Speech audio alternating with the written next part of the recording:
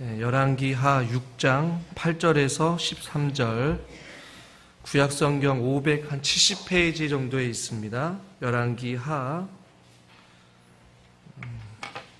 6장 8절에서 13절 한 절씩 교독하겠습니다. 열왕기하 6장 8절에서 13절입니다.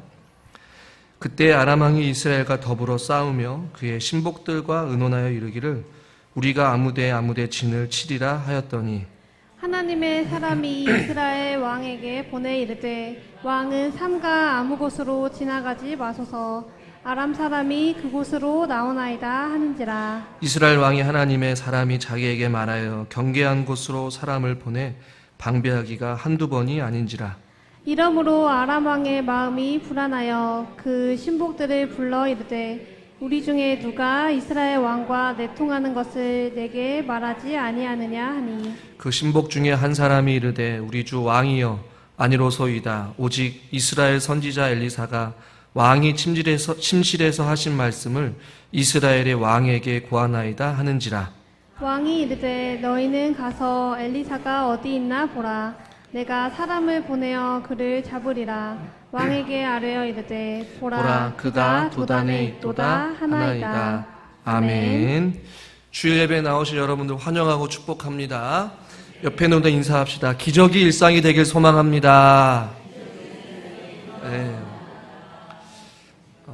제가 엘리사를 계속 나누고 있는 이유는 엘리사가 성경에서 가장 많은 기적을 행했고 또 그의 삶 속에 일상이 기적처럼 매 순간순간마다 하나님의 역사하심과 일하심을 보여줬기 때문에 우리의 삶 속에서도 엘리사의 삶과 같이 평범한 우리의 반복적인 일상이지만 우리 살아가는 일상 가운데서 하나님의 은혜로 가득 넘치기를 바라는 마음으로 함께 말씀을 살펴보고 있습니다. 오늘 8절에 보면 그때에 라고 나와 있는데 이 그때가 언제인지 참 어렵습니다.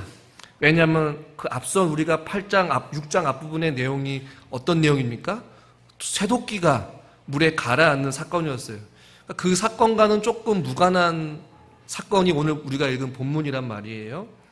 아마 이 그때라고 할 때 8절의 그때는 앞선 5장 뒷부분에 나와 있는 나아만 장군이 나병에 치료받고 그 이후의 사건을 이야기하는 것 같습니다.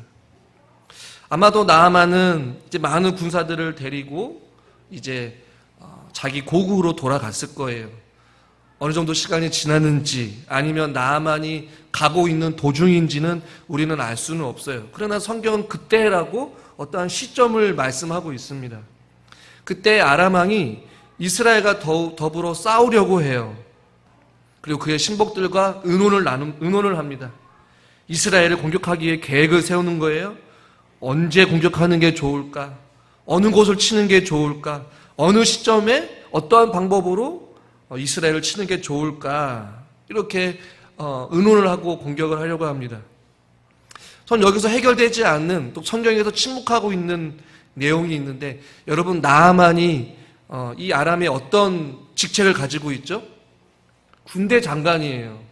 근데 지금 나아만이 고국으로 돌아가고 있는 시점인지 이미 고국으로 돌아갔는지 성경은 그것을 언급해주고 있지 않아요. 돌아가는 길이었던 혹은 이미 돌아갔다 하더라도 나아만이 뭔가를 했어야 되는데 그 어떠한 기록도 성경은 침묵하고 있어요.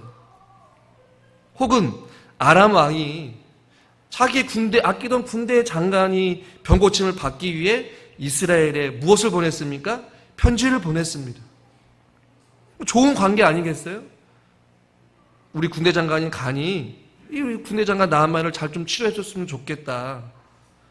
그리고 아마 사람들 통해서 나아만 군대 장관 나아만이 병 고침을 받았다는 소식 혹은 이미 도착했더라도 병 고침 받은 소식을 아마 들었을 거예요. 어떤 그러한 상황, 그러니까 8절의 그때에 여러 가지 우리가 생각해 볼 수 있는 상황 속에 싸울 수 있는 상황이 아니에요. 전쟁을 치를 만한 그 어떠한 이유도 없지만 성경은 아람 왕이 이스라엘과 싸우려고 의논하고 또 이스라엘을 우리가 아무데 진을 치리라 라고 의논을 한다라는 것이에요. 이 8절의 내용이 우리는 솔직히 이해가 되지는 않지만 우리는 이것을 통해 아주 중요한 사실을 발견하게 됩니다. 한번 따라해 보겠습니다. 사단은 늘 계획을 가지고 실행한다. 이 사실을 우리가 기억해야 돼요. 지금 아람 왕이 이스라엘을 끊임없이 어떤 이유는 이제 기록은 하지 못하지만 공격을 하고 싸우려고 합니다. 지배하려고 하고 정복하려고 하고 괴롭히려고 한다는 것이에요. 이것을 성경에 기록하고 있는 이유는 사단 역시도 계획을 가지고 저와 여러분들을 정복하려고 하고 공격하는 것을 멈추지 않고 끊임없이 계획하고 실행에 옮기고 있다는 것이. 우리의 영혼은, 우리 영혼의 대적은요, 우리가 가는 길목, 우리의 약점, 우리의 어떤 느슨한 틈, 끊임없이 그것을 알고 계획하여서 우리를 넘어뜨리려 한다는 것이. 우리의 연약함과 허물을 알기 때문에 아무데나 진을 치고 걸려 넘어지기를, 시험에 들기를 기다리고 있는 것이에요. 베드로전서 5장 8절에도 너희 대적 마귀가 우는 사자와 같이 두루 다니면서 삼겹살을 찾듯이 끊임없이 노리고 있다는 것이. 지금 평화로운 상황입니다. 군대 장관이 병고침을 받고 기분 좋게 고국으로 돌아갔어요. 편지를 주고받으면서. 그런 상황 가운데 그 틈을 노리고 공격을 하기 시작한 거예요. 왕을 죽이려고, 전쟁을 치러서 정복하려고. 사단은 늘 계획을 가지고 있어요. 무슨 계획입니까? 저와 여러분들을 무너뜨릴 계획, 저와 여러분들을 넘어뜨릴 계획, 저와 여러분들을 하나님과 멀어지게 하려는 수많은 계획, 방법 가지고 있단 말입니다. 계획만 세울 게 아니에요. 그것을 실행에 옮겨요. 끊임없이 우리 인생의 발걸음에 마치 지뢰밭을 놓듯이 끊임없이 던져놔요. 유혹, 달콤함, 때로는 질병, 때로는 환난, 때로는 염려, 때로는 두려움. 우리가 가는 길목마다 우리를 넘어뜨려 하는 것이죠. 잠언 4장 26절 이렇게 말씀합니다. 같이 한번 읽겠습니다. 내 발이 행할 길을 평탄하게 하며 내 모든 길을 든든히 하라. 자로나 우로나 치우치지 말고 내 발을 악에서 떠나게 하라. 아멘. 너희가 행하는 그 길이 모든 길을 든든하게 하라는 얘기예요. 사단이 끊임없이 우리에게 장애물을 놓고 지뢰밭을 던져놓고 우물을 파놓고 넘어지게끔 한다 할 때마다 우리는 모든 길을 든든하게, 무엇으로 든든하게 해야 됩니까? 하나님의 말씀 안에 굳건하게 서는 것이. 자로나 우로나 치우치지 아니하도록. 사단은요, 우리들로 하여금 자꾸만 끌어들여요. 넘어지게 합니다. 자로 치우치게 하고 우로 치우치게 하고. 우리의 발이 악에서 떠나가게끔 우리의 발걸음을 지켜야 되는 것이. 오늘 그러한 어떤 사단의 공격과 같이 아람 왕이 이스라엘을 공격하고 이스라엘 왕을 죽이려고 끊임없이 의논하고 계획하고 어느 곳에든지 오늘 성경에 보십시오. 8절 하반절에 우리가 아무데 진을 치리라. 우리가 이거 성경에서 아무데라고 하지만 이 아무데라는 곳은 정확한 어떤 지명을 이야기하거든요. 장소를 이야기해요. 이스라엘의 약점, 그 틈을 타서 은밀하게 계획하고 있는 것이. 여러분, 전쟁을 대놓고 내가 어디로 갈 테니까 너희들 기다려 이렇게 하지 않잖아요. 은밀한 중에 그 틈을 노리고 공격을 한단 말이에요. 그런데 오늘 하나님의 사람, 9절 엘리사라고 표현도 안 해요. 하나님의 사람이 이스라엘 왕에게 보내어 이르되 왕은 삼가 아무 곳으로 지나가지 마소서. 아람 사람이 그곳으로 나오나이다 하는지라. 이렇게 말씀하고 있어요. 이 아무 곳, 그곳 또 특정한 장소예요. 8절에 아무데 진을 치니 그 아무데로 지나가지 마소서라고 엘리사가 정확한 지명을 알려주고 그곳으로 가지 말아라고 알려주고 있는 거예요. 그런데 이것이 한 번으로 끝나면 우연이고 믿지 않겠지만 10절에 이렇게 말씀하고 있어서 우리 10절 말씀을 같이 한번 읽겠습니다. 이스라엘 왕이 하나님의 사람이 자기에게 말하여 경계한 곳으로 사람을 보내 방비하기가 한두 번이 아닌지라. 아멘. 사람을 보내어서 방비하기가, 방어하기가, 보호하기가 한두 번이 아니어도 여러 번 있었다라는 것이, 한 번 우연히 마친 게 아니라 은밀하게 아무데 진을 치고 공격하려고 순간을 할 때마다 그곳에 이미 이스라엘 군사들이 지키고 있고 전쟁을 준비하고 있었단 말이에요. 다가올 위험, 다가올 환난에 대해 경고를 받는 것이 여러분 은혜인 줄 믿으시길 바랍니다. 우리는 이 구절을 통해서 이스라엘 백성들에게 너무나도 큰 하나님의 은혜와 자비를 우리는 발견하게 되죠. 여러분, 당시쯤 이스라엘 백성들이 하나님을 열심히 섬기고 있었습니까? 아닙니까? 어땠어요? 바알과 아세라 신을 섬기고 하나님의 선지자들을 죽였어요. 이스라엘 백성들 역시 우상을 섬기면서 하나님을 온전히 섬기지 아니했던 영적인 암흑기 시대에 있었단 말입니다. 우상 숭배하는 이스라엘 백성들, 불순종하는 이스라엘 백성들, 하나님을 배역하는 이스라엘 백성들에게 굳이 전쟁을 치르는데 그 전쟁을 방비하고 미리 준비하고 미리 경고해서 그들의 목숨을 지킬 수 있도록 알려줄 필요가 있냐라는 것이에요. 공의로우신 하나님. 그러나 하나님이 선택하신 구별된 이스라엘 백성이기 때문에 비록 불순종하고 우상을 섬기는 이스라엘 백성들에게도 하나님이 은혜와 자비를 베풀어 주시는 것이에요. 그런데 이스라엘 백성들 여러분 어땠습니까? 이스라엘 왕은 어땠어요? 그것이 은혜인 줄 깨닫지 못해요. 그것이 하나님의 보호하심이고 그것이 하나님의 관심이고 그것이 하나님께서 이스라엘 백성들에게 베풀어 주신 기회요 사랑의 증거인데 이스라엘 백성들은 그것을 전혀 깨닫지 못하는 것이에요. 이것을 통해 우리의 자신들을 되돌아봐야 됩니다. 사소한 우리의 일상 가운데서 하나님께서 저와 여러분 같은 자들에게 얼마나 많은 은혜와 얼마나 많은 인도와 얼마나 많은 축복과 얼마나 많은 하나님의 함께 하심을 통하여서 우리를 지켜주셨는지 우리는 그 은혜와 사랑을 깨달아야 될 줄 믿습니다. 당연한 것으로 여겨서는 안 되는 것이에요. 창세전에 저와 여러분을 선택해 주시고 지금껏 살아온 하나님의 은혜, 우리와 같이 죄인들을 살려주신 하나님의 그 은혜와 사랑에 우리는 감사해야 될 줄 믿습니다. 제가 이따가 또 광고를 하겠지만 저는 오늘 오후 시간에 이대엽 집사님 아버님 얼굴을 한 번도 뵌 적은 없지만 시당의 고백을 듣고 세례식을 베풀려고 해요. 그분에게는 얼마나 큰 은혜인지 몰라요.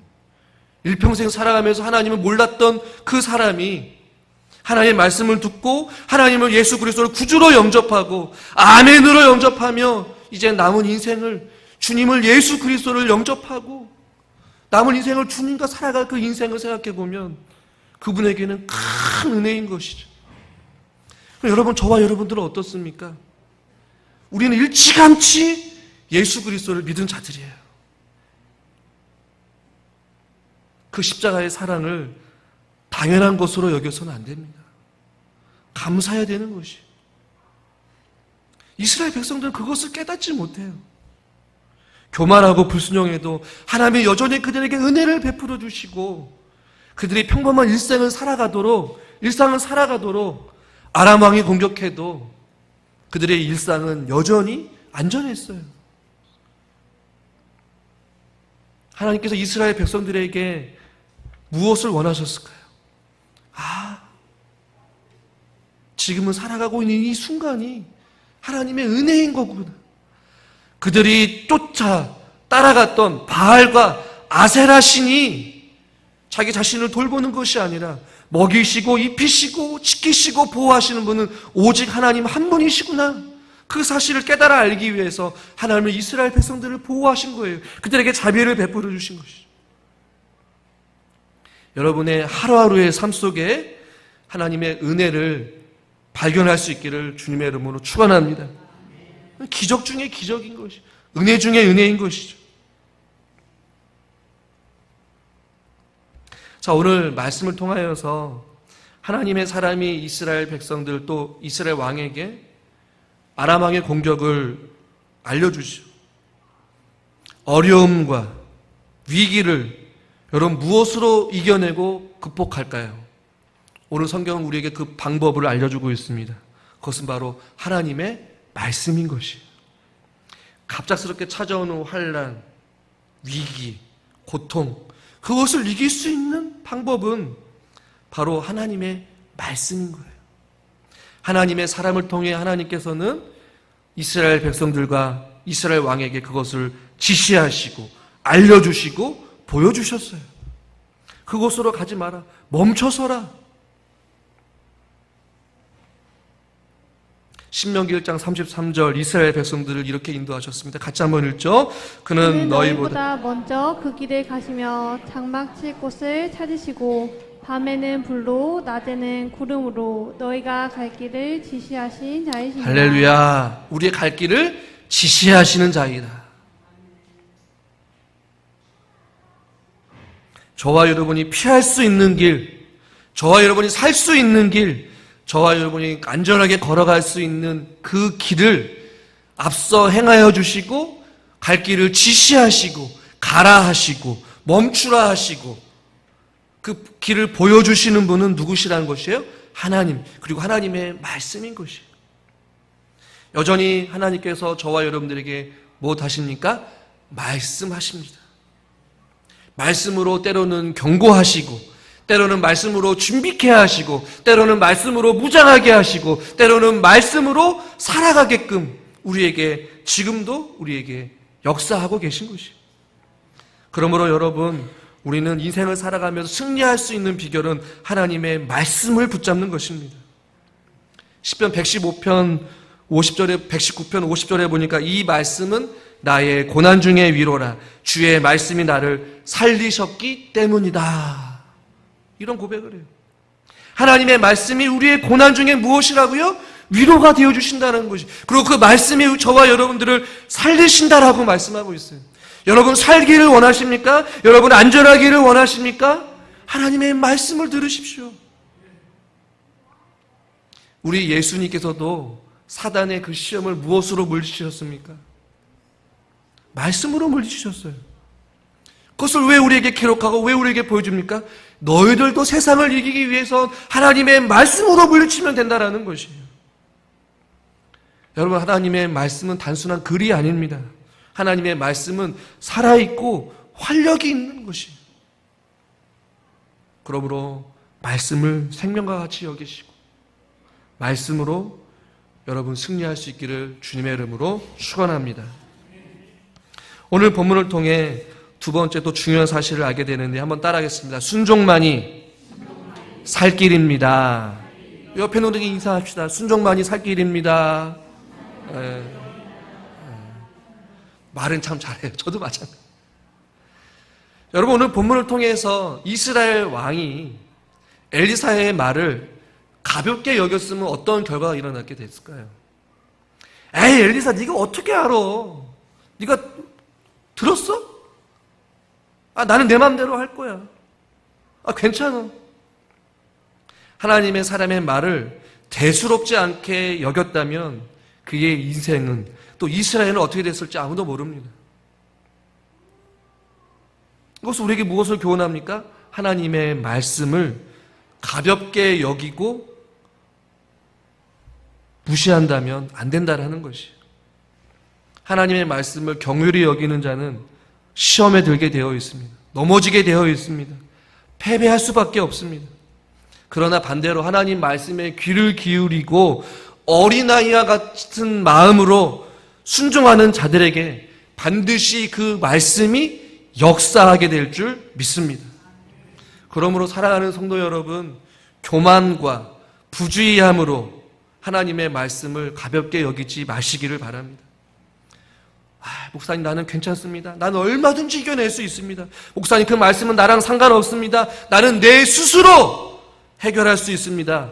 그 말씀 나에게는 잔소리처럼 여겨집니다 라는 분은 아마 없을 거예요. 그런 한 귀로 듣고 한 귀로 흘려버리고 이스라엘 백성들이 그렇게 살았어요. 선지자들을 통해서 수도 없이 말해냈지. 나는 괜찮을 거야. 지금은 괜찮아. 나에게는 해당되지 않아. 나에게는 바알도 있고 아세라도 있는데 뭘. 지금 사는 게 뭐 살만한데 뭐.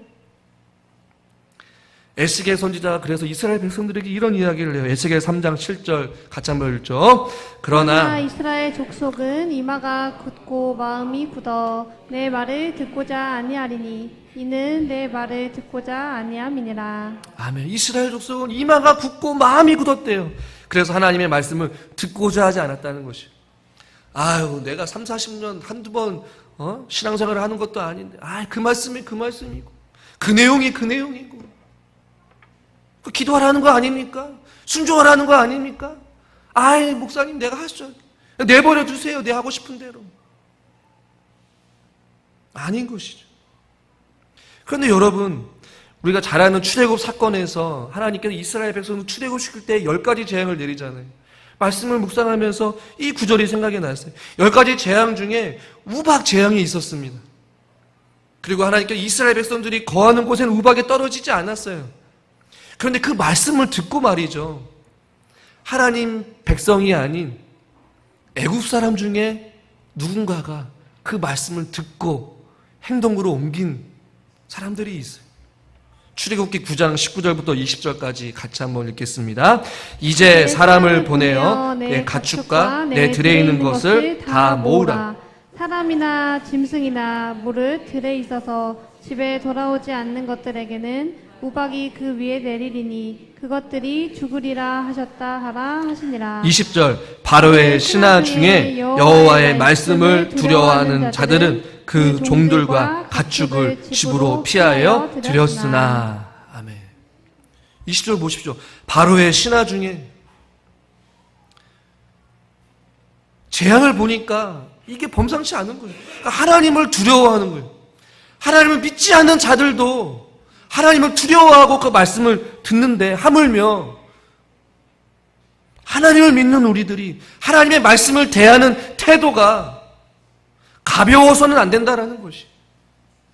사람의 말로 듣는 것이 아니라 하나님의 말씀으로 듣고 하나님 앞에서 하나님을 경외하는 마음으로 두려워하는 마음으로 그 말씀이 나에게 임하여서 그 말씀을 따르려는 그 진중한 마음, 어린아이 같은 순결한 마음이 우리 가운데 필요하다라는 것이. 이스라엘 왕은 그 말에 순종했어요. 그곳으로 가지 말라. 아무데로 가지 말라 하니 아무데로 가지 않았다라는 것이. 그러므로 우리가 이 땅 가운데 살아가면서 살 길은 순종만이 우리가 살 수 있다는 사실을 오늘 본문을 통해 알게 된다는 것입니다. 자, 다음 내용을 보면 이제 아람 왕이 화가 났어요. 마음에 불안함이 있다라고 성경은 말합니다. 11절 말씀을 같이 한번 읽겠습니다. 이러므로 아람 왕이 마음이 불안하여 이 신복들을 불러 이르되 우리 중에 누가 이스라엘 왕과 내통하는 것을 내게 말하지 아니하느냐 하니. 마음이 불안하여서 누가 우리 안에 이스라엘 왕과 내통하는 스파이가 있는 것 아니냐. 우리가 읽은 성경에서 마음이 불안하다라고 말하고 있지만 원문의 의미는 화가 머리 끝까지 났다라는 것이. 어떻게 은밀함 중에 계획했던 그 내용이 자꾸만 들키느냐. 우리 안에 지금 배신자가 있는 거 아니냐라고 지금 아람 왕이 화가 머리 끝까지 난 상태인 거예요. 당연한 것 아니겠습니까? 은밀함 중에 치밀하게 계획을 세웠는데 번번이 들키고 다 실패를 하니 이 기가 막힐 노릇인 거예요. 그러자 12절에 굉장히 지혜로운 신복인 것 같아요. 11절, 12절 말씀 같이 한번 읽겠습니다. 그 신복 중에 한 사람이 이르되 우리 주 왕이여 아니로소이다.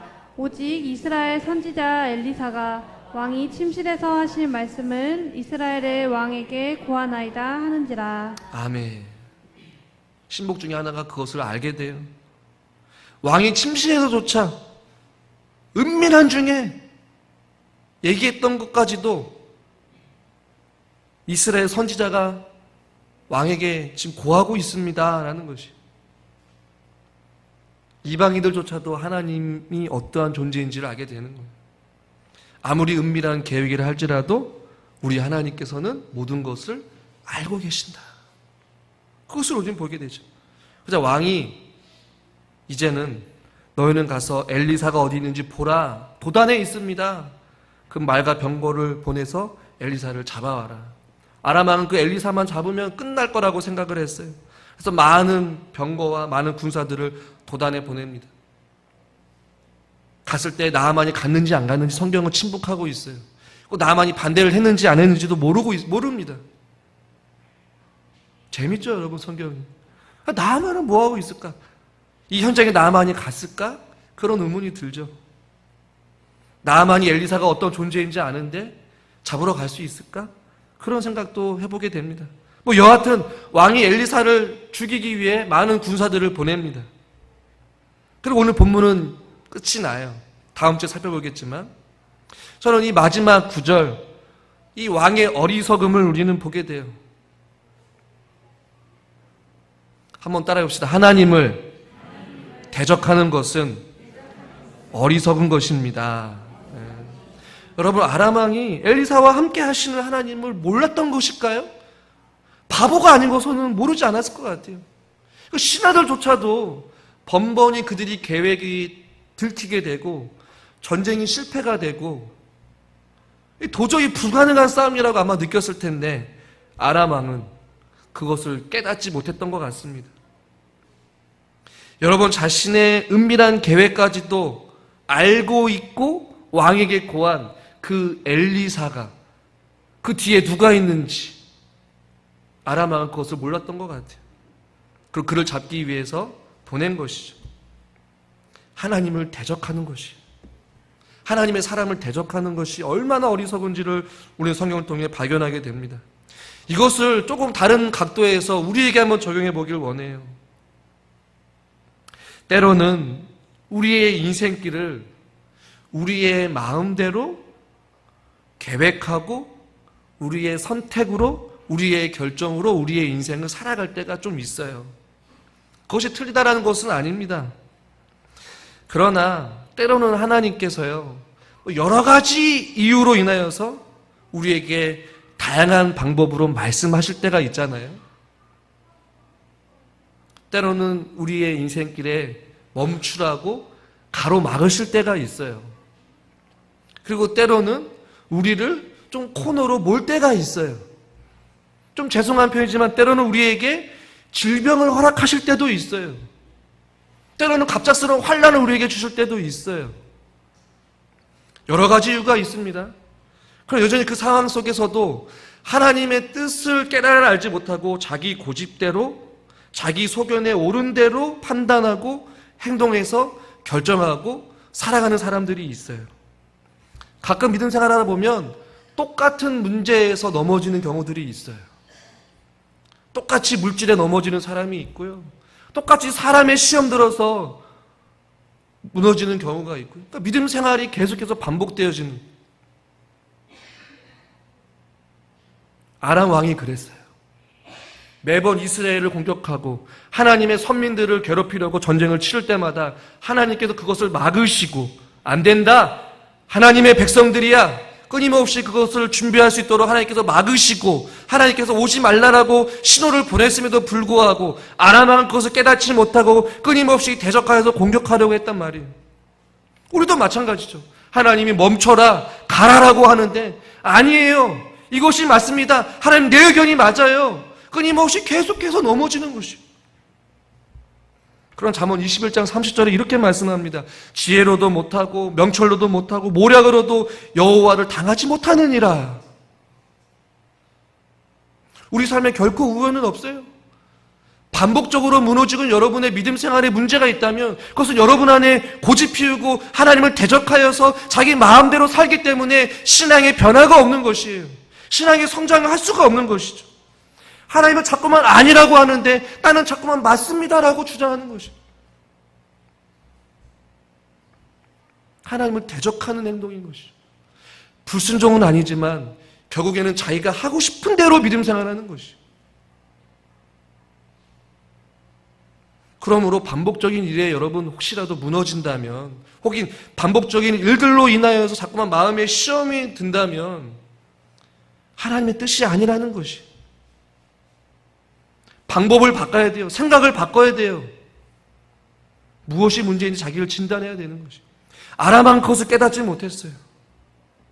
하나님의 사람이 통하여서 하나님이 알려주신다는 것을 알았다면 이스라엘 백성들 더 이상 공격을 멈춰야 되는 것이.